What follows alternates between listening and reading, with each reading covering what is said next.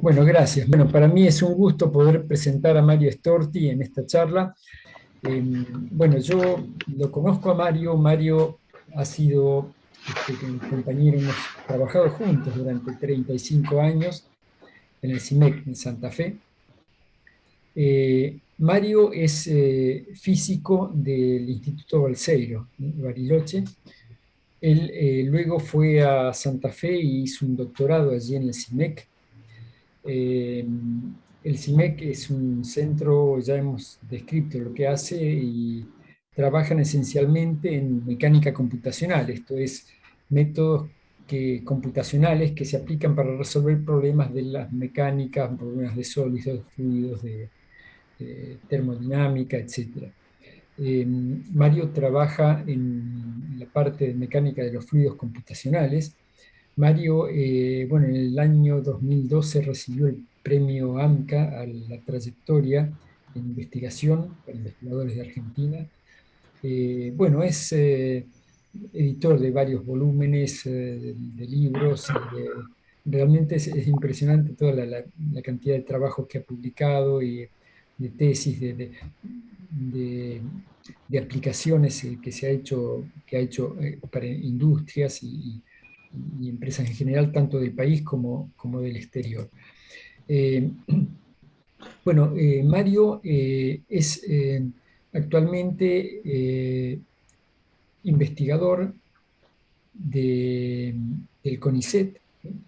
Es un investigador principal del CONICET y es también profesor en la Universidad Nacional del Litoral. Bueno, gracias Victorio, gracias por invitarme nuevamente a dar una charla. La verdad que bueno, se me habían acabado los temas, así que bueno, traté de pensar en qué se podría hablar y la verdad es que bueno, al título de la charla le puse las rotaciones y viene de que bueno, de que en una variedad de situaciones que he encontrado a lo largo de mi carrera y en general, siempre las rotaciones es un fenómeno que parece muy simple, pero la verdad es que tiene muchas, tiene, es a veces muy, como puse en el abstract, es contraintuitivo, ¿no? Bueno, voy entonces a compartir pantalla y están viendo la pantalla, ¿no? Sí, sí, sí.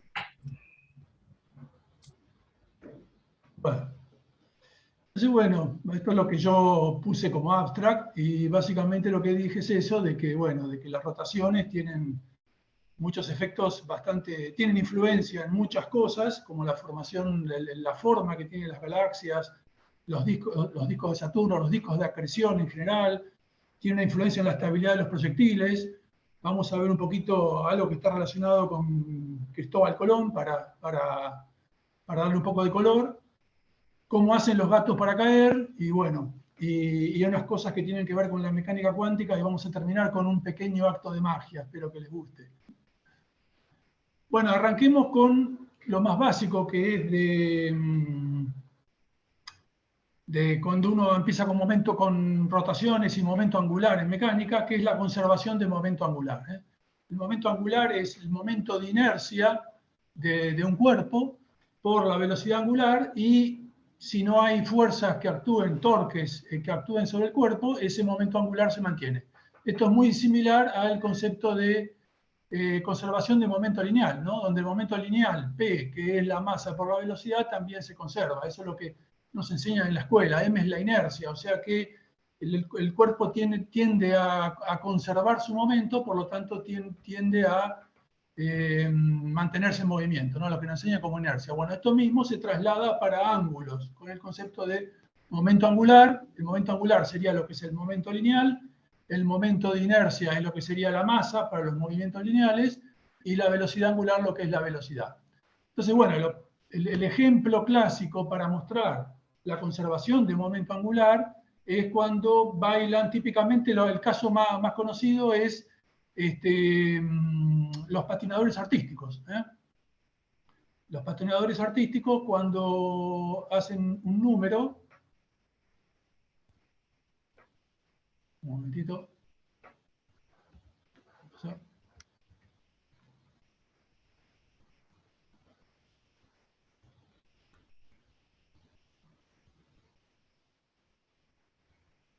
Bueno, ahí están los patinadores artísticos, la patinadora empieza a girar, el momento de inercia es más grande cuanto las masas estén más lejos del centro de rotación, ¿no?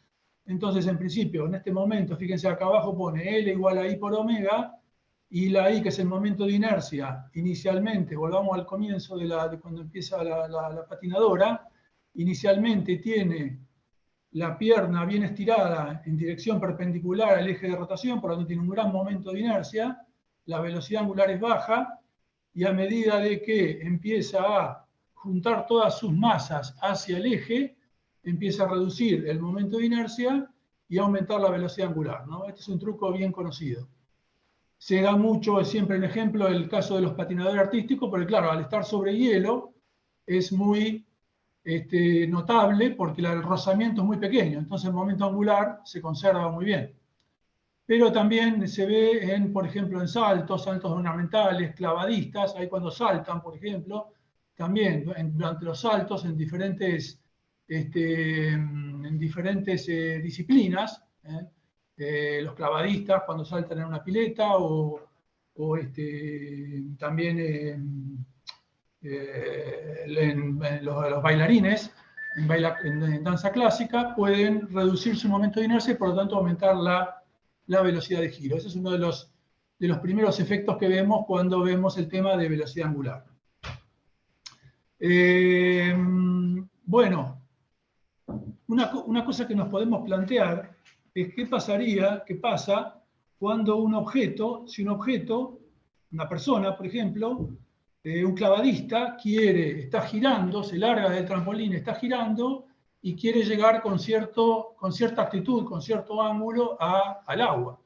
Bueno, él puede entonces, como vimos recién, regulando su momento de inercia, regular con que, haciendo digamos una especie de cálculo mental, ir regulando la velocidad angular hasta llegar a la pileta, ¿no? Bueno, ok. Pero ahora, ¿qué pasa? Por ejemplo, bueno, ese es un poco también el truco que hacen los gatos para caer siempre parados. Ellos van regulando con el movimiento, extendiendo o retrayendo las patas, regulan el momento angular y de esa forma llegan a caer parados. Ahora, ¿qué pasa si largo al gato en forma completamente quieta, sin momento angular?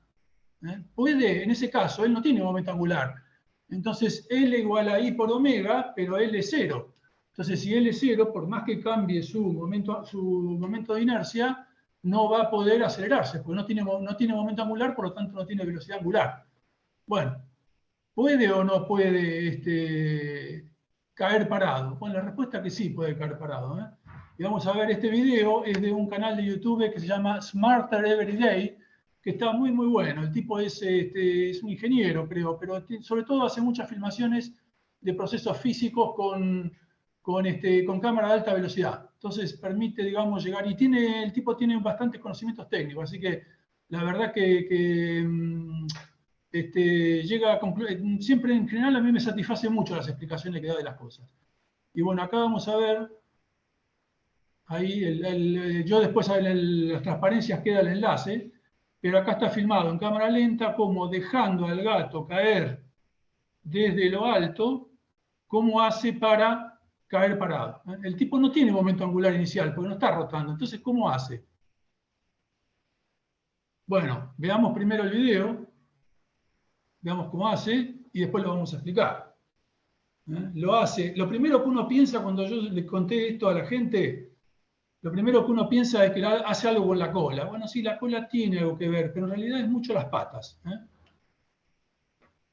Y bueno,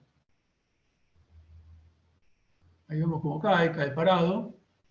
Y fíjense, la explicación está en esto que está, en esto del cuadrito que está acá con el gato y el 4 posiciones, ¿no? Yo largo al gato. El gato lo que hace es, inicialmente, fíjense, hace un movimiento contrarrotatorio, o sea, rota la parte anterior, o sea, el cuerpo de adelante, cerca de la cabeza, en una dirección, tratando de orientarse hacia el piso. Y claro, como la velocidad angular total es nula, para lograr eso tiene que contrarrotar las patas hacia el otro lado. Ahora bien, si los dos momentos de inercia fueran iguales, rota un ángulo para un lado, rota el mismo ángulo para el otro, y después cuando vuelva a enderezarse va a estar en la misma posición. Entonces lo que hace es, inicialmente, retrae las patas delanteras, estira la pata trasera. Fíjense en esta posición la pata esta, cómo la tiene completamente estirada. Tiene la pata completamente estirada para aumentar el momento de inercia de la parte posterior. Eso como que ancla la parte posterior. La parte posterior, o sea, las patas traseras tienen mucho momento de inercia, por lo tanto él puede rotar la parte delantera prácticamente manteniendo en la misma posición la parte trasera.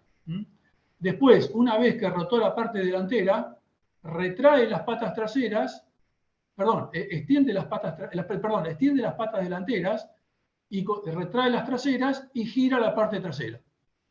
De esa forma, él logra caer, logra hacer una rotación sin tener momento angular y prácticamente logra un cambio de orientación en el espacio sin ayuda del medio, sin eyectar nada, porque por ejemplo un satélite puede reorientarse en el espacio eyectando con unas toberas un poco de un fluido, de un gas, ¿no es cierto?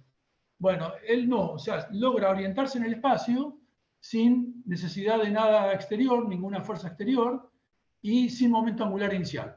Es la verdad que es bastante notable. Fíjense que para momento lineal no podríamos hacer eso. Si yo estoy en el espacio, me solté de mi nave espacial y quedo aislado en el espacio, no puedo moverme, no puedo trasladarme si no tengo un momento lineal inicial. En cambio, con las rotaciones sí. Yo puedo, rotando diferentes partes de mi cuerpo, puedo reorientarme sin tener una velocidad angular, un momento angular inicial. Eso es notable. Todo esto lo aprendí medio hace poco. Mi hijo que vive en un cuarto piso se le cayó la gata y se salvó. Cayó sobre un árbol, pero bueno, de una distancia bastante notable, ¿no? Y estuve entonces, bueno, a partir de eso me interesó y estuve mirando un poco de esto. Y bueno, saltó el tema de esto de cómo hacen los gatos para caer. Me pareció una aplicación muy interesante de dinámica de cuerpos. Y bueno, ahí aprendí también que hay un gato que cayó de un piso 32 y se salvó. Ahí un poco, bueno, ya no tienen que ver tanto las rotaciones, pero es interesante explicarlo. Bueno, en esos casos, aparentemente lo que hacen los gatos, caen, bueno, se dañan, no se lastiman, no es que caen completamente en forma, que quedan completamente ilesos, se lastiman, pero logran caer. ¿Cómo hacen? Bueno, primero lo que hacen en ese caso es diferente. Bueno, en primero se orientan hacia abajo. Aparentemente, cuando ven que están cayendo desde una altura muy alta, abren las patas completamente y se ponen como a planear, como si fueran un murciélago, digamos, ¿no? Se ponen así y se ponen a planear. Eso reduce mucho la velocidad límite y caen así. Cuando llegan al final no caen con las patas, caen de panza. Se lastiman algunos órganos internos, pero para tales velocidades, digamos, aparentemente es mejor. Eso está explicado en este video que está acá, cómo este gato cayó de un piso 32 y se salvó. Bueno, otro caso, una vez que el cuerpo, cuando lance un cuerpo, una vez que el cuerpo está en el aire, bueno, a menos que tenga algún efecto aerodinámico, pero si el cuerpo no tiene suficientemente aerodinámica, prácticamente el cuerpo está en el aire y mantiene su momento angular, por lo tanto no puede prácticamente controlar lo que hace, a menos que tenga partes móviles, como vimos recién, ¿no? Un caso también interesante es el caso de los autos cuando hacen carreras que saltan, salto. ¿Vieron cuando esos que hacen a veces en los festivales americanos que saltan a través de una rampa y se rompen o cosas por el estilo? Bueno, en ese caso el auto, una vez que sale de la rampa, también conserva su momento angular y no puede hacer gran cosa, no tiene nada para hacer. Entonces, para caer, si quiere caer con una cierta actitud, un cierto ángulo en la rampa de llegada, bueno, tiene que hacer, lo único que puede hacer es hacer un cálculo. Y calcular de forma de que mientras va rotando en el espacio, llegue con el ángulo apropiado a la rampa de llegada. De hecho, está esta página que es un calculador de distancia para salto con autos. Fundamentalmente el fenómeno que ocurre acá es que cuando en el momento de que el auto sale de la rampa, durante un breve instante de tiempo, las patas delanteras, las ruedas delanteras quedan en el vacío, y eso hace que todo el peso del cuerpo quede, digamos, sin sustentación abajo, le imprime un gran momento al cuerpo y el cuerpo tiende a rotar cabecear hacia abajo, ¿no? O sea que tiende a girar hacia abajo. Bueno, entonces, quiere decir que el tiempo mientras que actúa ese torque que lo hace rotar al cuerpo es inversamente proporcional a la velocidad del cuerpo. O sea, cuanto más lento vaya el cuerpo, más torque le va a aplicar y más lo va a hacer rotar, ¿eh? Entonces, bueno, hay que tener en cuenta todo eso para que el auto llegue bien, ¿eh? Acá vamos a ver un video. Esperen un momentito.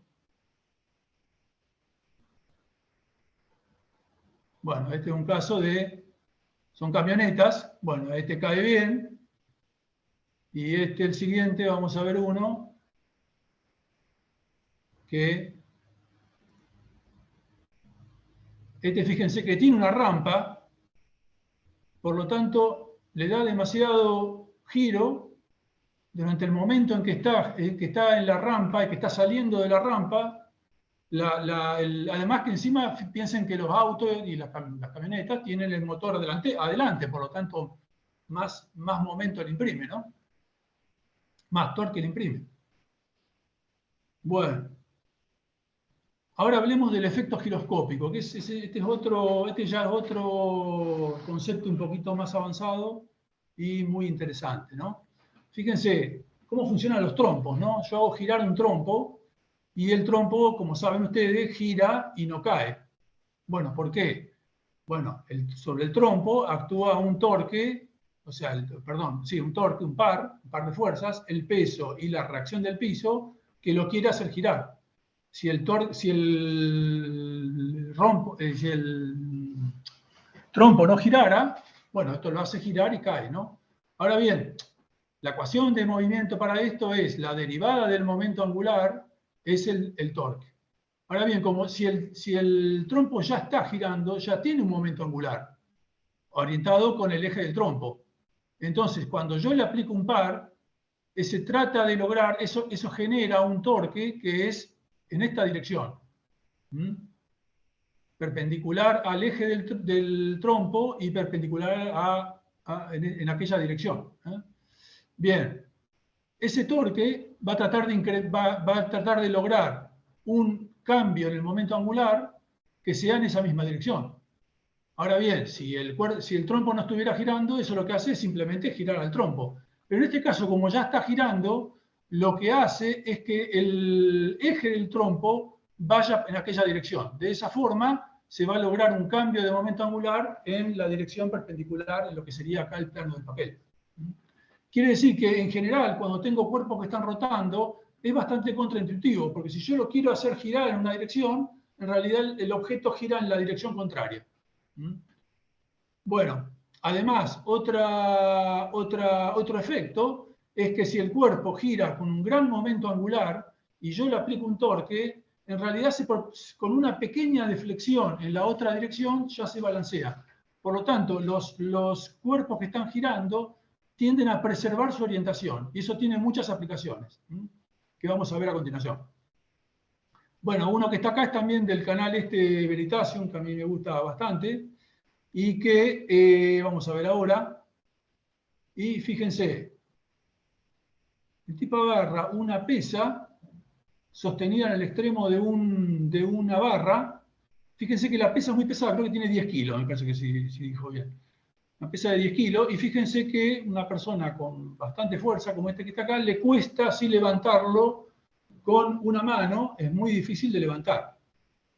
Bueno, él ahora lo hace girar, se pone ahí y una persona con un taladro eléctrico lo agarra del mandril y lo hace girar a gran velocidad, tiene un rulemán la rueda esta, y entonces ahí él, fíjense, lo suelta y fíjense que lo puede tener con bastante facilidad. Pero fíjense, claro, lo que está pasando es que la gravedad, lo paro acá un momento, la gravedad está tratando de hacer bajar la rueda hacia abajo, eso le aplica un torque, pero en realidad lo que esperaríamos para un cuerpo que no gira, que es que el peso baje, el peso se va para el otro lado. Fíjense, cuando está girando, no es porque lo hace girar, sino que es lo que está haciendo la gravedad. La gravedad lo está haciendo girar. Bien. Él lo llama, digamos, en este video lo llama rueda antigravedad. El video se llama algo así como rueda antigravedad. Bueno, y básicamente entonces esto hace que el efecto giroscópico hace que cuando tengo un cuerpo que está girando, cuando lo quiero torcer, se tuerce en el sentido contrario, 90 grados de la dirección que lo quiero hacer torcer. Y además tiene una tendencia bastante notable a mantener su eje de giro. Bueno, esto es una aplicación que es en los giróscopos. Los giróscopos son básicamente una ruedita que está girando, como acá, y sobre dos ejes que lo dejan girar libremente, sin aplicarle momento.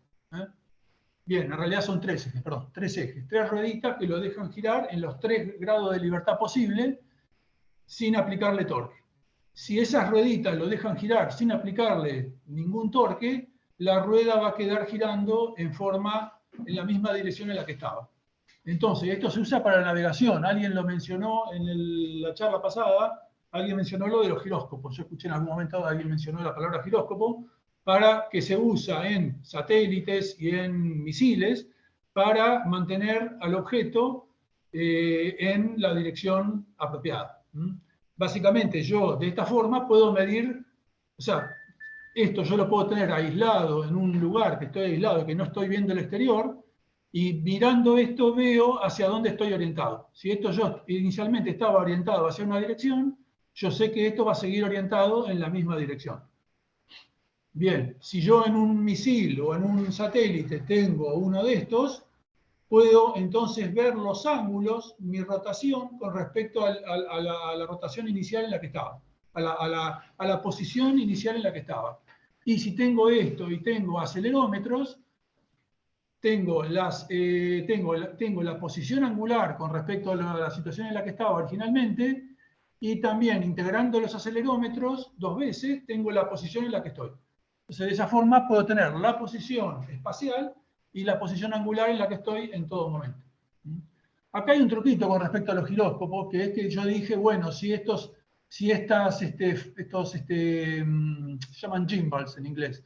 Esto no me acuerdo, no sé cómo se dice en castellano, pero estos anillos que permiten girar al rotorcito que está dentro en forma completamente libre, sin aplicarle torque. Bueno, si eso fuera completamente así, si no le pudieran aplicar ningún toque a ningún lado, bueno, la verdad es que no haría falta que la rueda gire, ¿no? Porque en realidad cualquier objeto, si no le puedo aplicar ningún torque, el objeto se mantiene en el espacio en la misma posición en la que estaba.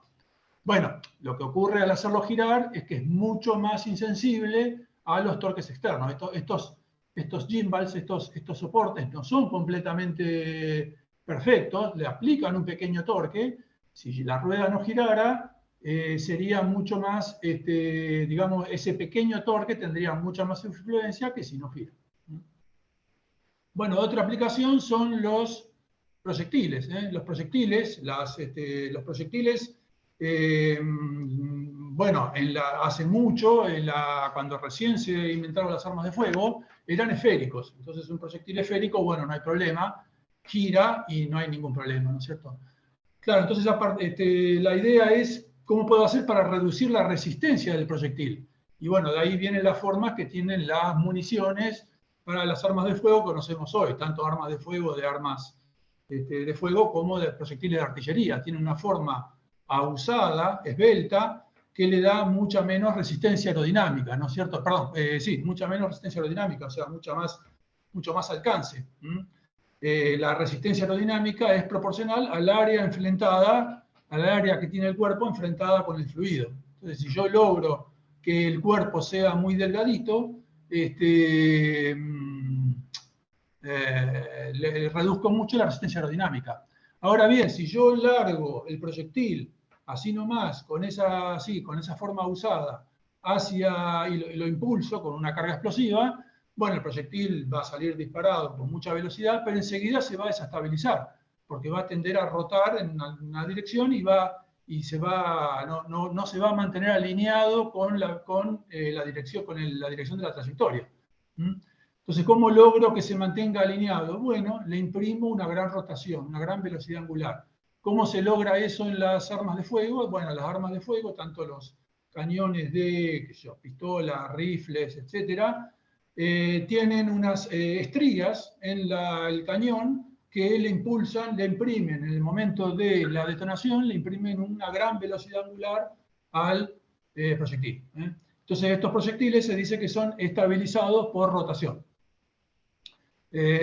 Por otro lado, hay otros proyectiles que pueden ser estabilizados por aletas. Hoy hay también algunos que son estabilizados por aletas. El problema con los proyectiles estabilizados por aletas es que no los puedo un proyectil, imagínense un proyectil de artillería estabilizado por aleta, no lo puedo meter así como está en el cañón, porque las aletas dejarían pasar en el momento de la impulsión, el objeto tiene que tapar toda la boca del cañón, si no la carga explosiva no impulsa.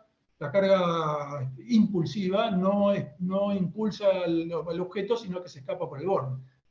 Bueno, en ese caso, los que tienen los proyectiles es un sabot, una carcasa que le da el impulso y después en el momento de salir del cañón, esa carcasa sale y queda el proyectil con sus aletas volando.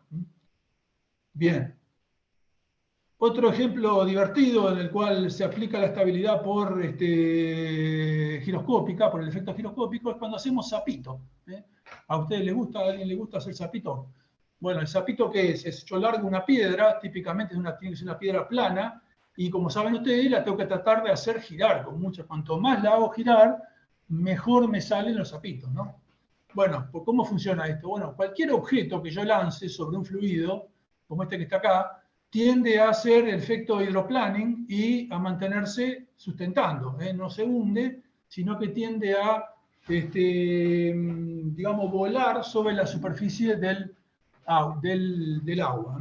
Esto sabemos tanto para, qué sé yo, lanchas, como incluso, ustedes sabrán, el efecto de aquaplaning en el auto. Cuando el auto, cuando llueve y hay mucha agua en el pavimento, pues se puede producir el aquaplaning y en ese caso el auto como que está volando sobre el agua, con lo cual el efecto malo es que se pierde la adherencia con el piso y entonces pierde el control sobre el vehículo. Muchos accidentes ocurren por eso. Bien, acá entonces yo tiro una piedra y logro,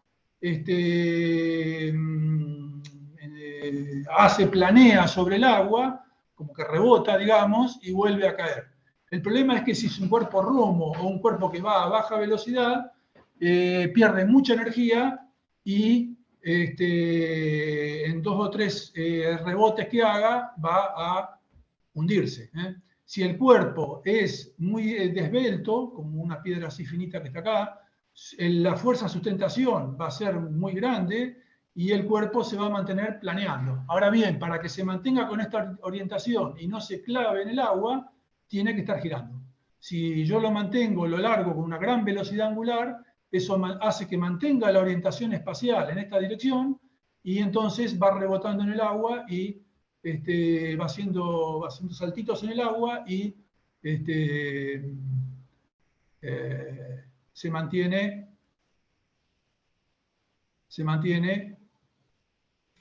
digamos, saltando sobre el agua. Fíjense, este es un caso especial, una piedra bien plana y hace un montón de zapitos. Hay campeonatos de zapito.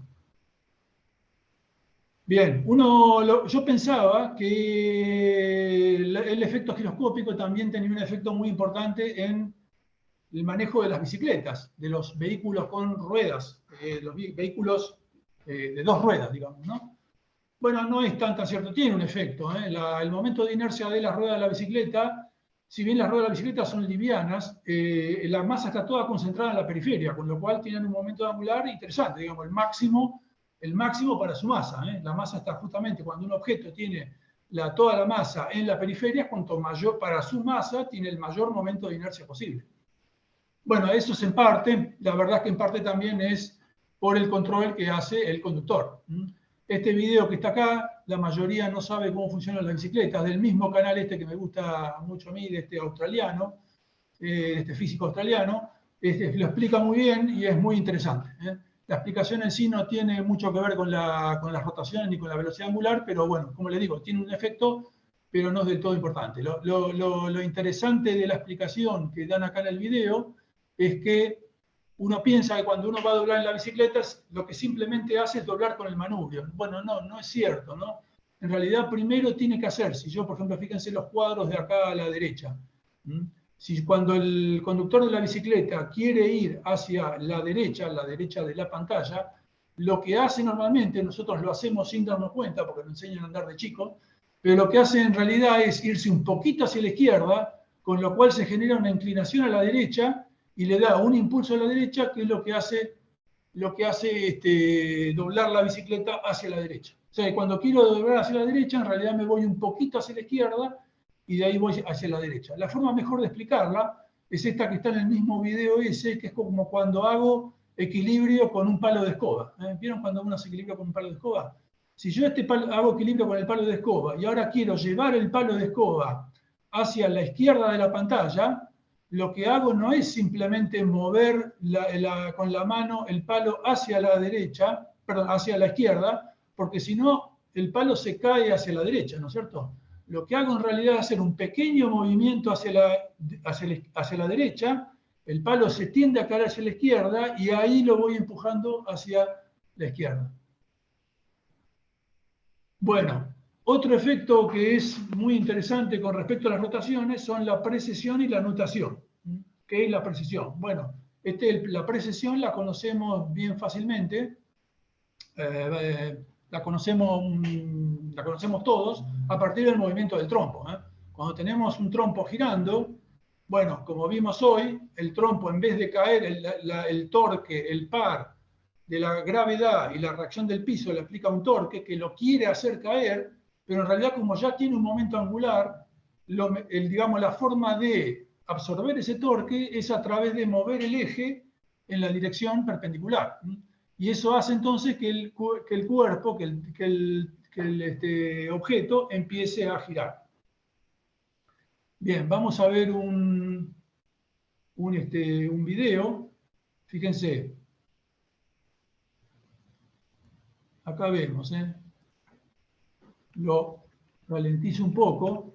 Fíjense, esto es como un trompo. En realidad lo hice es una simulación. Son 4 partículas unidas rígidamente y que están restringidas, la partícula del piso, digamos, el vértice del trompo está restringido a moverse en el plano. Bien, el vectorcito magenta que está acá en el medio es el momento angular. Bueno,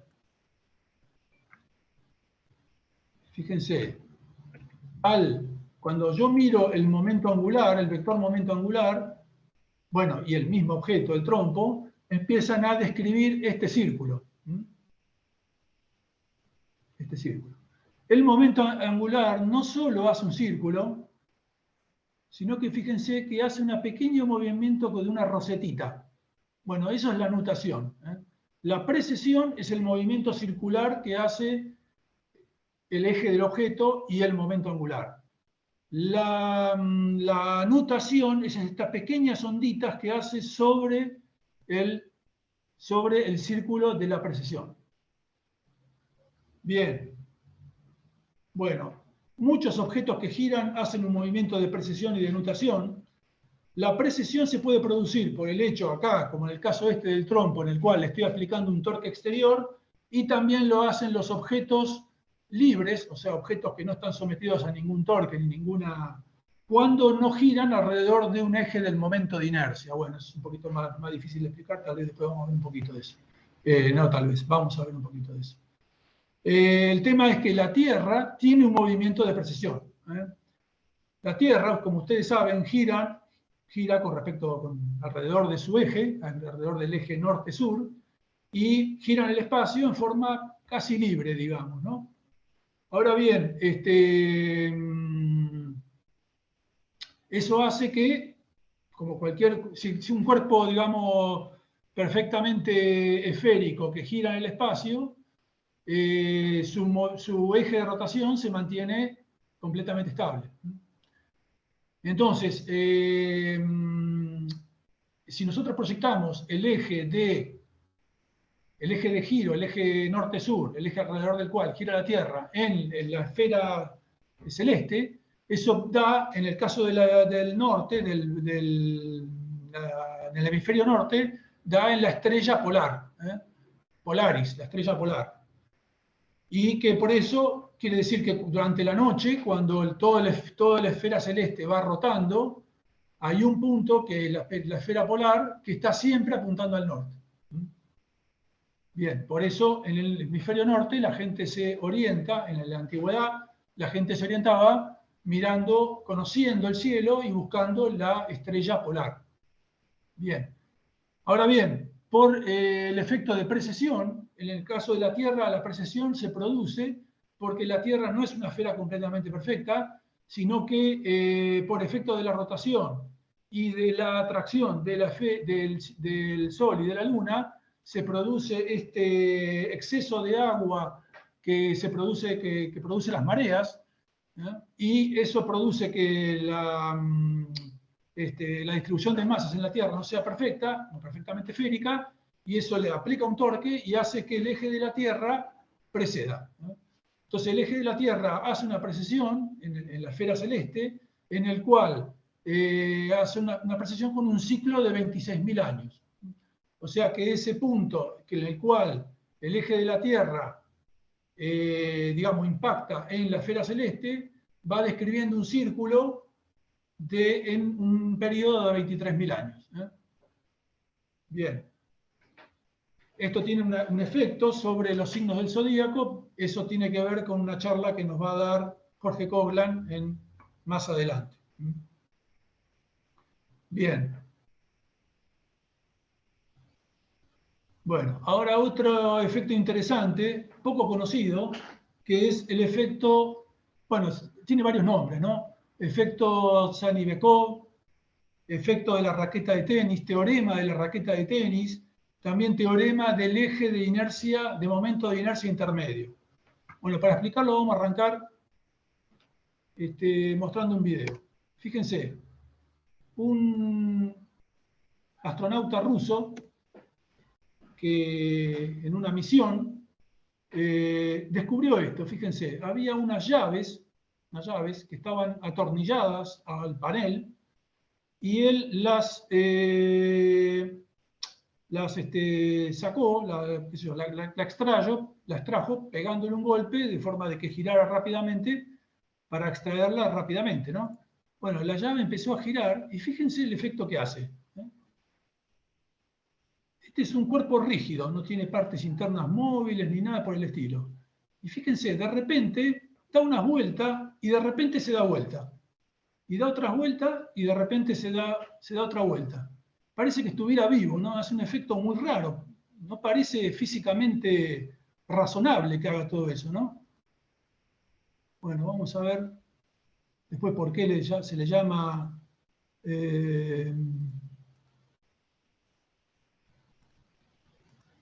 acá está medio en cámara lenta. Acá está con una tuerca mariposa, miren.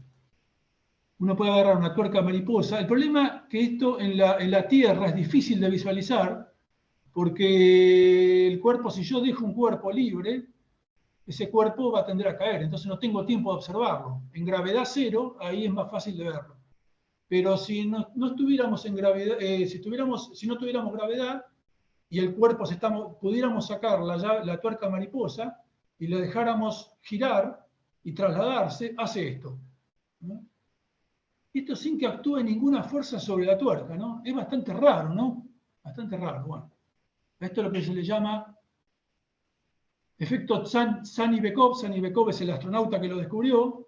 Esto existe, se conocía hace mucho. En el libro de Landau de mecánica, cuando estudié mecánica en mis primeros cursos de física, estaba explicado.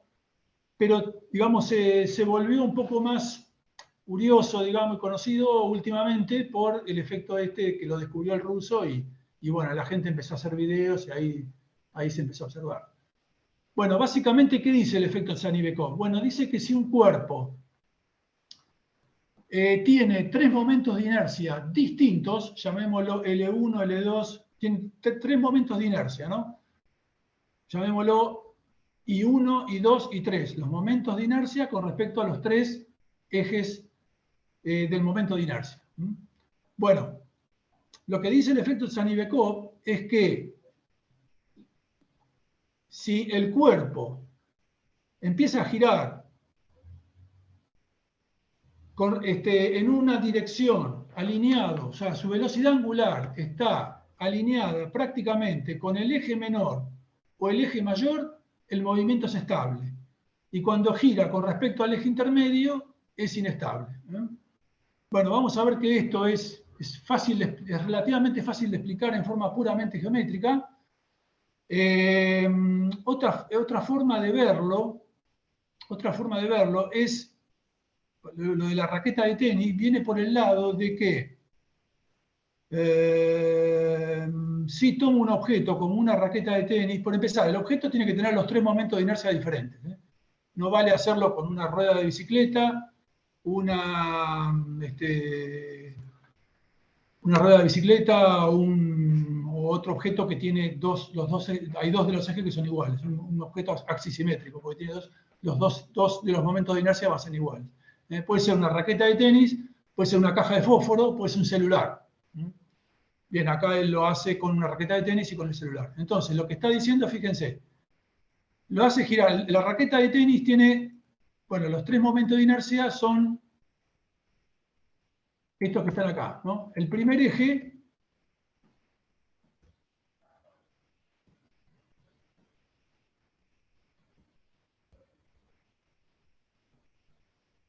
el de menor momento de inercia es el más largo, ¿no? Porque en ese caso las masas están más cerca del eje, por lo tanto el momento de inercia es menor.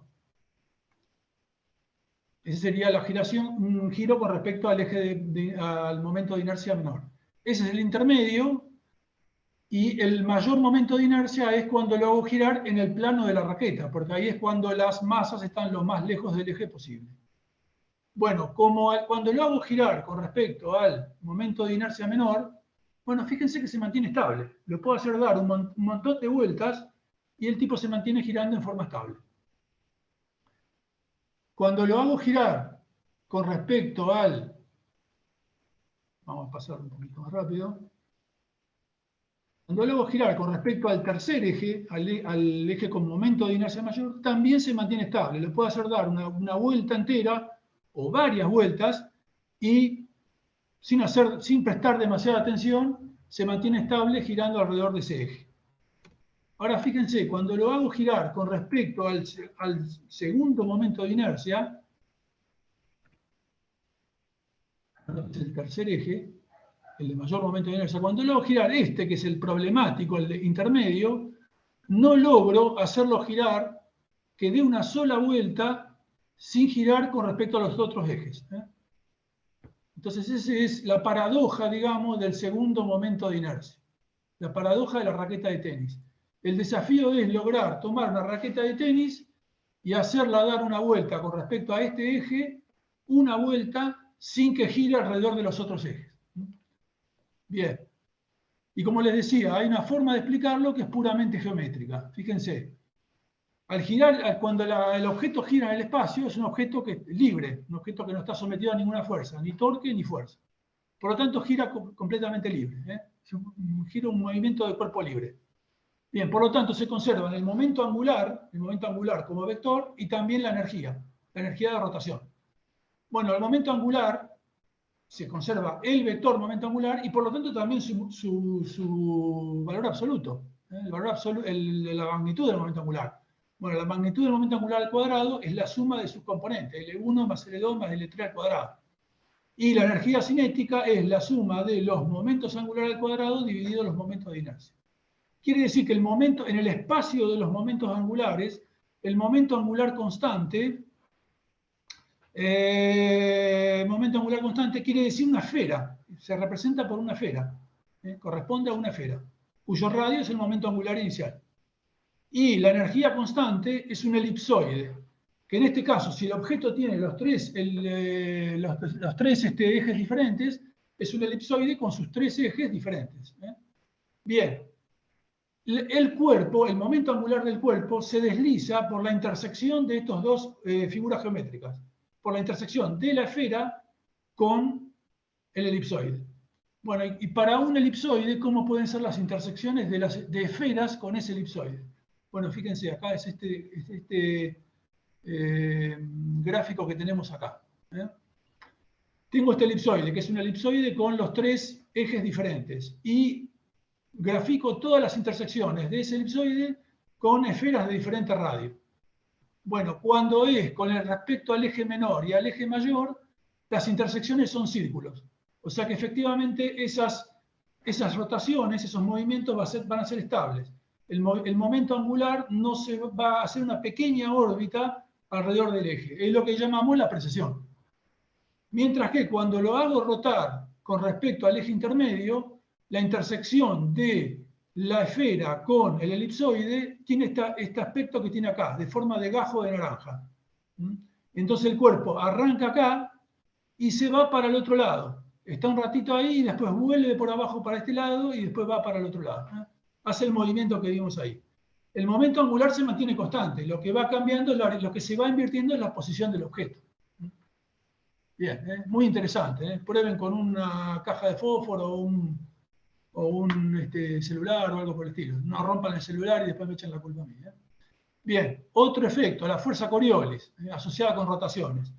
Bueno, ¿qué es la fuerza de Coriolis? Bueno, si yo estoy en un sistema rotante, una calecita, por ejemplo, fíjense, este plano que está acá, si estoy arriba del disco y el disco no rota, si tiro una pelotita, la pelotita descubre una recta, ¿no es cierto? Ahora, si el disco rota, bueno, la pelotita sigue una trayectoria recta en ejes inerciales, en ejes fijos a la Tierra, pero en el sistema que está rotando, yo lo veo descubrir una curva.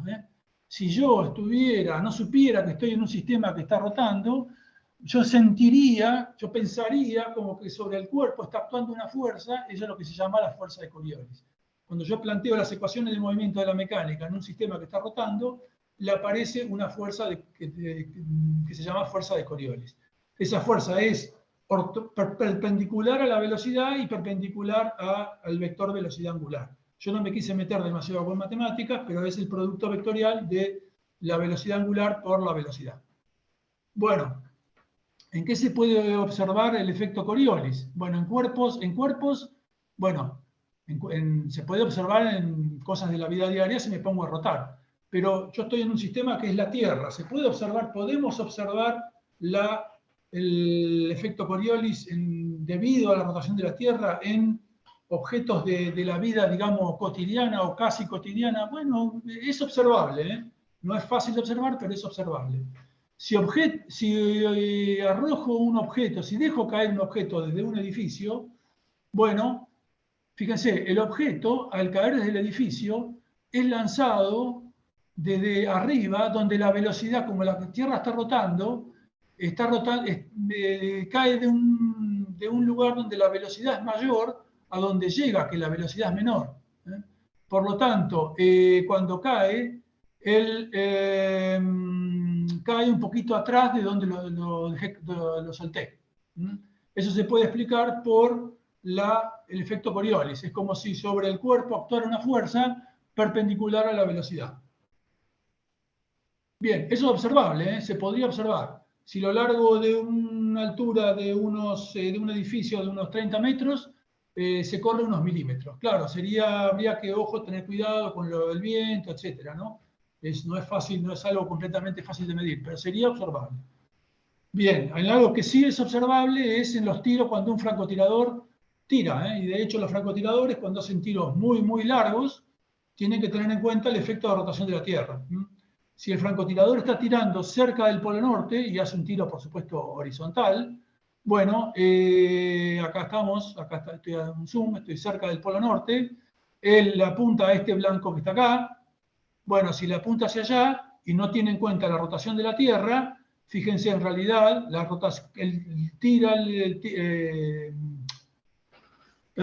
produce el disparo, pero claro, mientras en un disparo de unos 1000 metros, el proyectil tarda unos 10 segundos en llegar. Durante esos 10 segundos la Tierra rotó un cierto ángulo y entonces el proyectil llega un poquito más hacia el oeste de donde el francotirador apuntó. A su vez también cuando tira cerca del ecuador. Cuando tira cerca del ecuador el efecto se nota, sobre todo cuando tira paralelo a las latitudes. En ese caso, si tira hacia el este, el proyectil tiende a caer. Si tira hacia el oeste, si tira hacia el este, el proyectil tiende a levantarse. Si tira hacia el oeste, el proyectil tiende a caer. Y es observable. Y de hecho los francotiradores lo tienen en cuenta, porque hacen tiros muy largos. Se puede llegar a deflectar unos 10 centímetros en un tiro de 10.000 metros. Bueno, las fuerzas de Coriolis tienen efecto sobre todo cuando ya vamos a fluidos, en la rotación de los fluidos. Si yo tengo, por ejemplo, un remolino en un fluido, por ejemplo, tengo un lugar muy grande y en algún lugar hay un desagote del líquido, bueno, las partículas de fluido al acercarse deben conservar su momento angular y por lo tanto si tenían una pequeña velocidad tangencial lejos del punto de succión, cuando se van acercando, su velocidad angular tiende a aumentar. Y eso hace que su velocidad aumente y a girar y producir este efecto, ¿no? Bueno, lo mismo ocurre con los tornados. Bien. Esto se debe a que esa masa de agua tenía un pequeño ya momento angular. Todas las masas, digamos, de agua, naturalmente, por alguna razón, ya vienen con un momento angular. Bien. Además, la rotación se puede inducir por la rotación de la Tierra, puede ser inducida por la rotación de la Tierra. Bueno, existe el mito urbano, el mito común de que todos los remolinos que se producen, que si hago girar, si en la bañadera o en la pileta o en el inodoro se produce un vórtice, ese vórtice va a girar en un sentido en el hemisferio norte y en el sentido contrario en el hemisferio sur. En un capítulo de Los Simpsons, Bart viaja a Australia y lo primero que hace es querer ir a ver en el inodoro si el agua gira para el otro lado.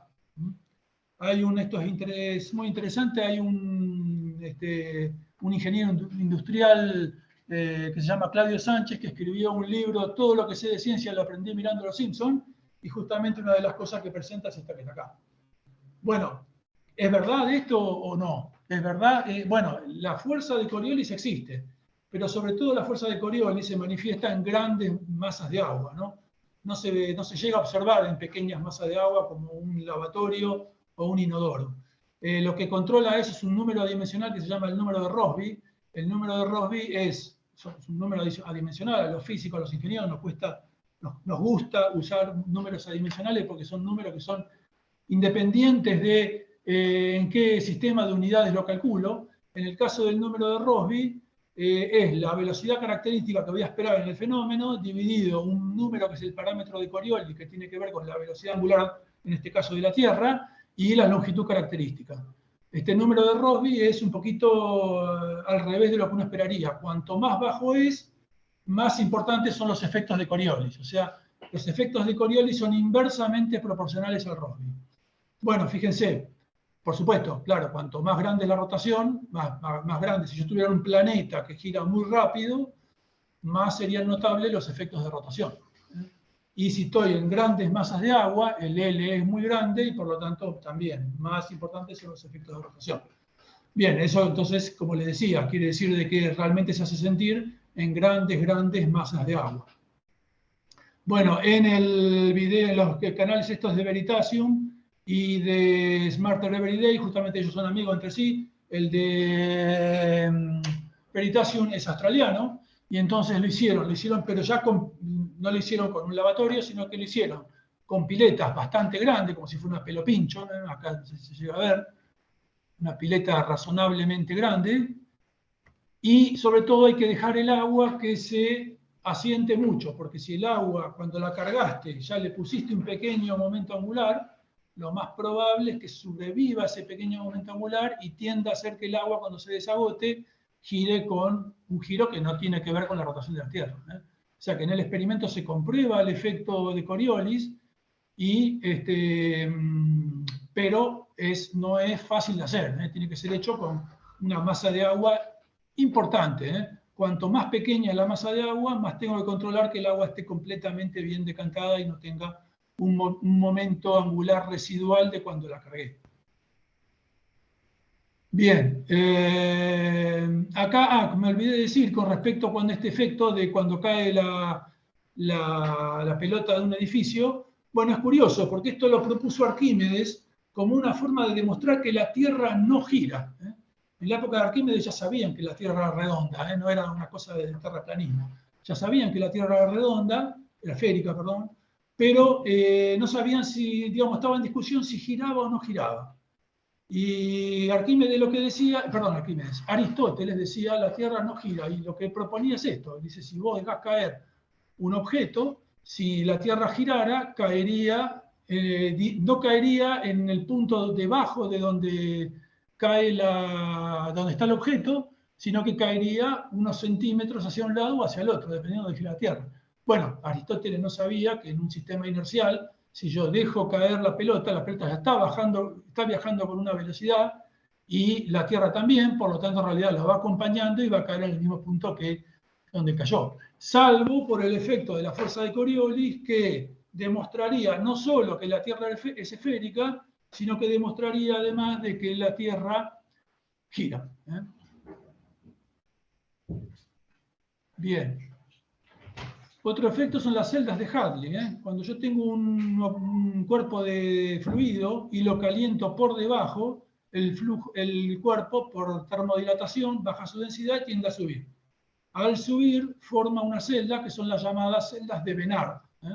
Esas celdas de Benard, acá vemos, por ejemplo, acá abajo, un tacho con un líquido coloreado, y cuando lo caliento se forman estas celdas de Benard.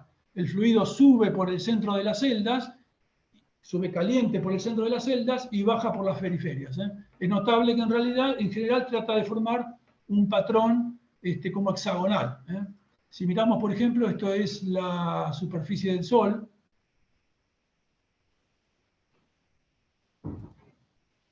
Y en el Sol, esto es el Sol en tiempo real. Esas celdas son celdas debido, es el calor que está escapando del centro del Sol y forma estas celdas de convección. Esas celdas, cada una de esas celdas tiene el tamaño más o menos de un continente, de Sudamérica o de... Bien.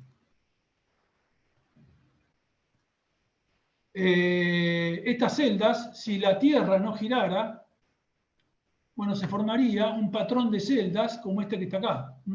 La Tierra es calentada, sobre todo, la Tierra es calentada por la radiación solar y además tiene una fuente de calor interna que es la radiación de los productos de decaimiento radiactivos que hay en el corazón de la Tierra, ¿no es cierto? Esas son las dos fuentes principales de radiación, de fuente de calor que hay en la Tierra. Bueno, ese calor trata de escapar de la Tierra. ¿Cómo se refrigera la Tierra? Bueno, a través de la atmósfera, ¿no es cierto? O sea, si no hubiera rotación, el aire se calentaría, sobre todo en el Ecuador, subiría, viajaría hacia los polos, se enfriaría y volvería a venir por cerca de la superficie de la Tierra hacia el Ecuador, ¿no? Serían como estas celdas, pero a nivel planetario. Bien. Bueno, estas celdas, la rotación del efecto Coriolis, al ir estas masas de aire a lo largo sobre la superficie terrestre, son influenciadas por el efecto Coriolis, y estas celdas de Benard, que en un caso cuando no hay efecto Coriolis son así redonditas hexagonales, se empiezan a estirar y forman bandas. Estas bandas son las celdas de Hadley en la Tierra. Tienen un patrón bien definido. Ahí fíjense, ahí las dos que están cerca del Ecuador terminan a 30 grados del Ecuador, y después hay otra celda que va desde los 30 grados hasta los 60 grados en ambos hemisferios, y después las celdas polares que van desde los 60 grados hasta los 90 grados. En cada una de esas celdas los vientos son predominantemente en una dirección, o hacia el este o hacia el oeste. Y giran, fíjense, giran en forma contrarrotatoria. Por ejemplo, en estas que están cerca del Ecuador, van hacia el Ecuador por cerca de la superficie terrestre, y desde el Ecuador hacia los polos en las capas superiores de la atmósfera, ¿no? Bueno, Esto regula toda la temperatura de los climas del planeta. Estas celdas existen en todos los planetas. Para eso lo único que se requiere es que el planeta gire y que tenga una fuente de calor interna. En el caso de, por ejemplo, los planetas como Júpiter y Saturno, tienen unas celdas de Hadley muy, muy intensas, bien, bien marcadas, y muchas. Cuanto más intensa es la cantidad de energía que tiene que escapar y mucha más intensa es la radiación, más intensa es el patrón de celdas de Hadley. En el caso de Júpiter, la cantidad de calor que tiene que escapar es monstruosa. Júpiter, es como ustedes saben, es como una especie de estrella fallida, ¿no es cierto? Si hubiera tenido un poco más de masa, la temperatura interior hubiera llegado a los 15 millones de grados Kelvin y hubiera formado una estrella y tendríamos una estrella un par de estrellas binarias en nuestro sistema.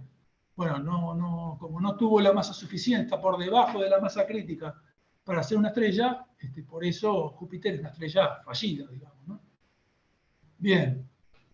Otro efecto que tienen que produce la rotación en los fluidos es el efecto Magnus. Es lo que le llamamos el efecto, cuando tiramos una pelota con efecto. Si una pelota la hacemos girar, bueno, sabemos que esa pelota tiende a desviarse, su trayectoria tiende a ser una trayectoria curva. Bueno, eso es, no es muy difícil de entender. Fíjense acá, pensemos acá en la esfera que está girando. Está girando, ahora plantémonos en un sistema que está parado en la esfera. Bueno, vemos llegar al fluido de izquierda a derecha. Bueno, en el lado que avanza, la velocidad de la pelota se opone a la del fluido. Mientras que en aquella donde la pelota recede, o sea, avanza en la dirección, o sea, la pelota se está moviendo de derecha a izquierda, ¿no es cierto? Este lado, en este caso en la figura esta, el lado superior, es el que recede, estaría yendo hacia atrás. Bueno, ahí las dos velocidades se componen y la velocidad es mayor. Por Bernoulli, la presión del lado donde acá se componen las dos velocidades, la velocidad esta es mayor, la velocidad de este lado es menor, y por lo tanto la presión abajo es mayor, la presión arriba es menor, y produce una fuerza neta hacia el lado que recede. Bueno, típicamente ustedes lo saben, cuando yo pateo, si yo pateo acá en el lado exterior de la pelota va a girar en sentido, acá mirándolo así, en sentido contrario a las agujas del reloj, y sabemos que va a doblar hacia el lado que recede, hacia el lado izquierdo en este caso. Bien, otra forma de verlo es pensar como que acá, fíjense, como que se forma un jet, y ese jet está un poquito inclinado hacia abajo, por lo tanto produce una fuerza hacia arriba.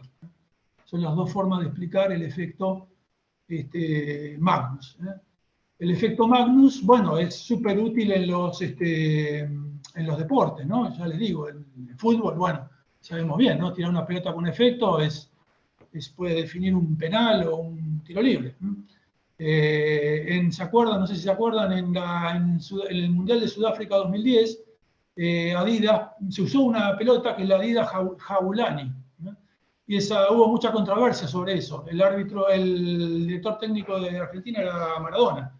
Y Maradona hizo toda una conferencia de prensa explicando que la pelota tenía problemas, etc. Bueno, hay un ingeniero de la UBA que se llama, un investigador de la UBA que se llama Guillermo Artana, conocido de nuestro medio de mecánica de fluidos, y él tiene varios artículos y cosas de divulgación escritos sobre la pelota, la aerodinámica de la pelota Jabulani. Acá abajo les dejo el enlace. Está el enlace a la conferencia de prensa donde Maradona opina sobre la pelota y la aerodinámica de la pelota. También los tiradores, de nuevo, los francotiradores conocen bien este efecto y también lo tienen que tener en cuenta. Si el francotirador hace un tiro hacia el blanco, como dijimos, para mantener estabilidad, la munición gira, el proyectil gira, y gira con mucha velocidad. Si hay un viento lateral, dependiendo de la combinación de viento lateral y sentido de rotación de la munición, puede ser que el efecto Magnus lo empuje para abajo o lo empuje para arriba la munición. Bueno, ¿cómo se llama? Los francotiradores saben eso. Hay barcos que funcionan en base al efecto Magnus. No son muy, yo no lo he visto mucho, me parece que no ha sido un diseño muy exitoso. Pero si yo a un barco le pongo un cilindro, hay barcos construidos con este principio, supuestamente son barcos como estos que tienden como a ahorrar combustible.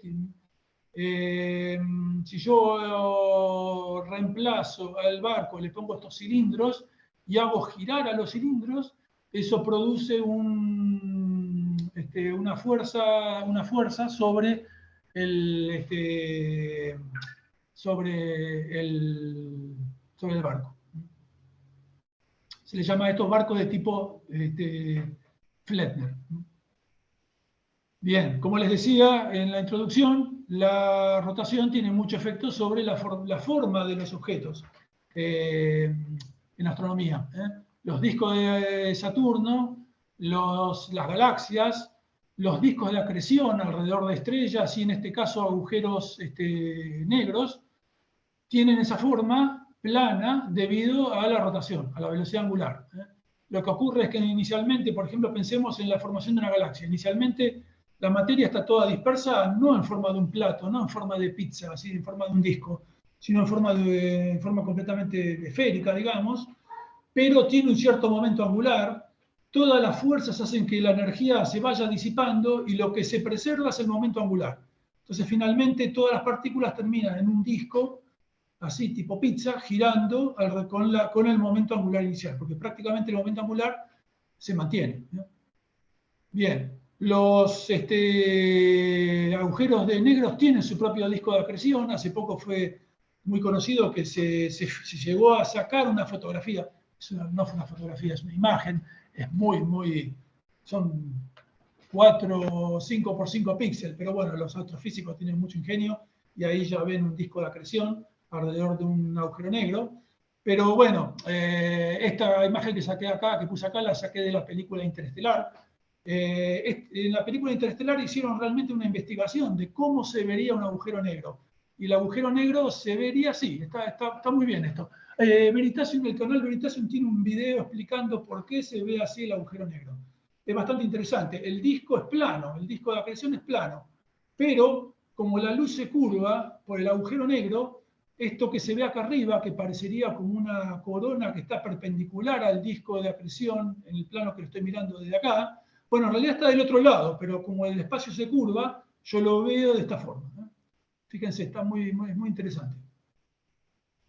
Bueno, la rotación permite almacenar energía. Hay volantes que permiten almacenar energía. Podría ser una forma de almacenar energía. Fíjense, en este cuadro que tenemos acá tenemos los diferentes medios de almacenar energía. Pueden ser celdas de hidrógeno para celdas de combustible, pueden ser celdas de ion de litio para celdas de ion de litio, pueden ser supercondensadores, pueden ser por gravedad, hay almacenadores de energía por gravedad, por ejemplo, bombear agua a una presa que está en alto, y hay volantes.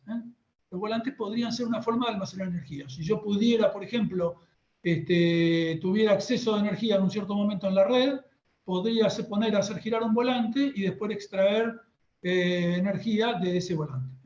Una forma muy práctica, un caso muy práctico en el cual se pueden usar volantes y está en uso en algunos buses, en algunas ciudades, es volantes en los buses.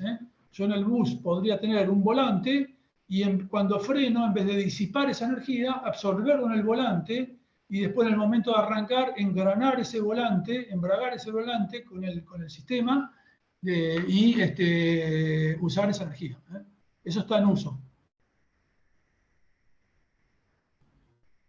Bien, ¿cómo se pueden representar matemáticamente las rotaciones?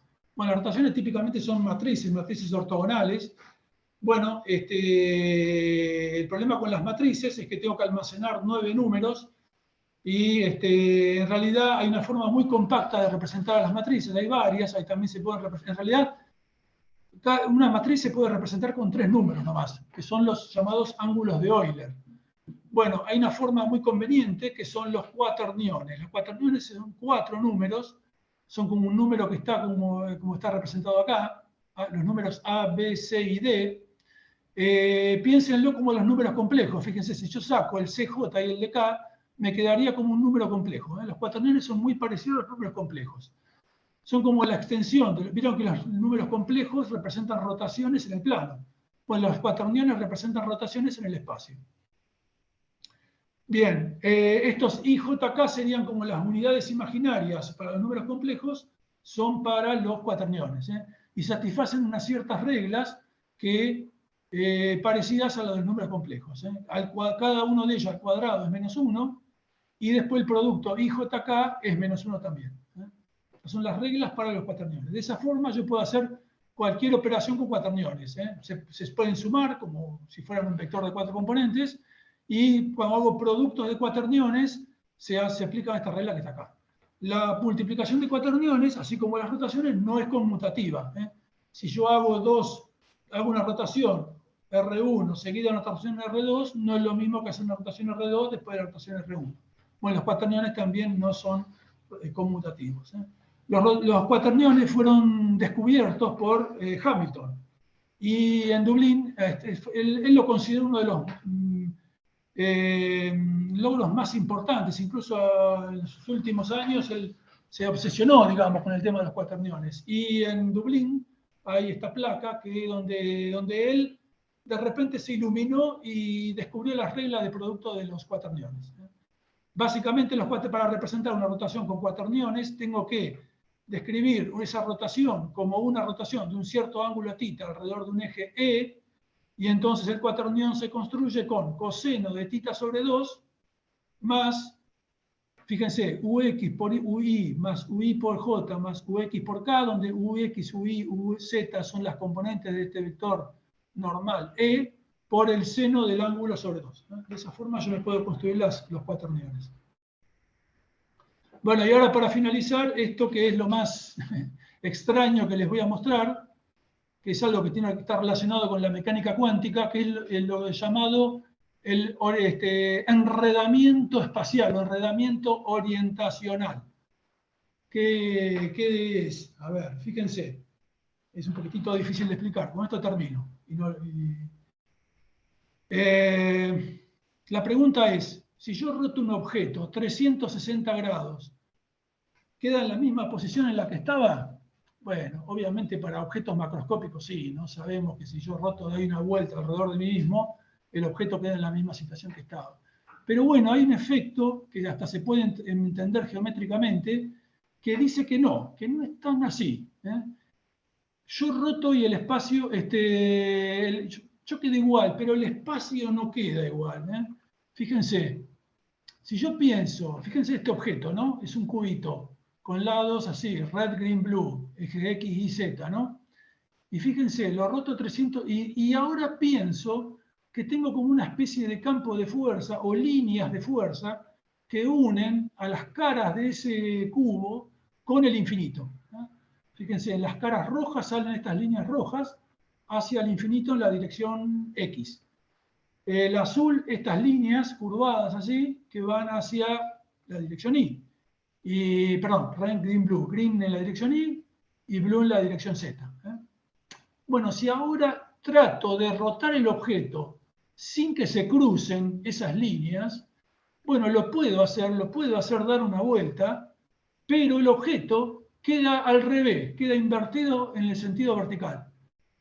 Y ahora, si lo vuelvo a dar una vuelta, ahí sí queda en la misma, en el campo ese, llamémoslo campo de fuerza, campo de líneas, sí queda en la misma posición que si lo doy dos vueltas. Acá hay un GIF animado que lo va a mostrar esto un poco mejor. Fíjense. Ahí gira, las líneas, todo el objeto giró 360 grados con respecto al eje vertical. No se cruzaron las líneas, pero fíjense, cuando las líneas, fíjense, la línea azul en este momento está arriba a la izquierda. Al hacer acá 360 grados quedó abajo a la izquierda, ¿está? Entonces cuando doy una vuelta no queda en la misma posición que en la original.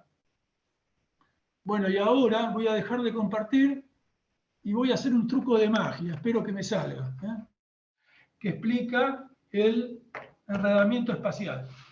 Fíjense, tengo una taza. Bueno, este truco lo inventó Paul Dirac, nada menos ni nada más que el físico Paul Dirac, para explicar el enredamiento espacial. Tengo una taza, ¿no? La cosa es, fíjense, tengo la taza, ¿no?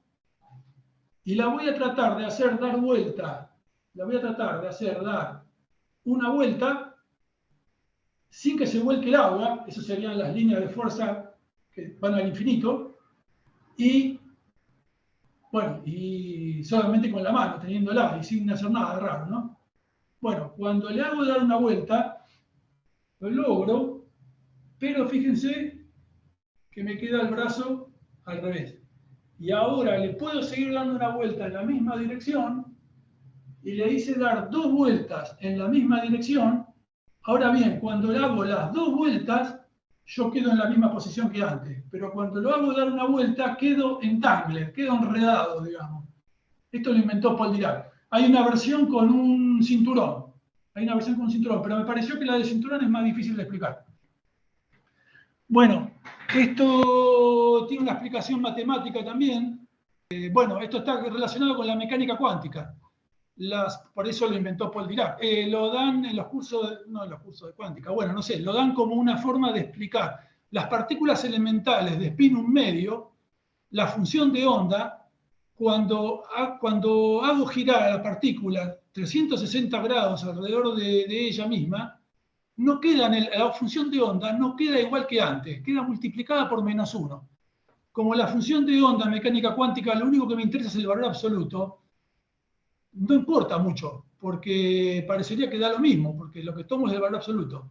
Pero ya ahí se ve que hay algo raro, ¿no es cierto? Y otra forma también de verlo es con los cuaterniones. Fíjense, volvamos a las transparencias. Con los cuaterniones también pasa algo similar. Fíjense que los cuaterniones, acá aparece, en la fórmula de los cuaterniones, aparece coseno del ángulo de giro dividido 2. O sea que si yo al objeto lo hago girar 360 grados, 2pi, ahí me queda coseno de pi, que es -1. Por lo tanto, el cuaternión me queda cambiado de signo, me queda menos el cuaternión. ¿Se entiende? Bueno, y ya está. Creo que me extendí un poquito demasiado.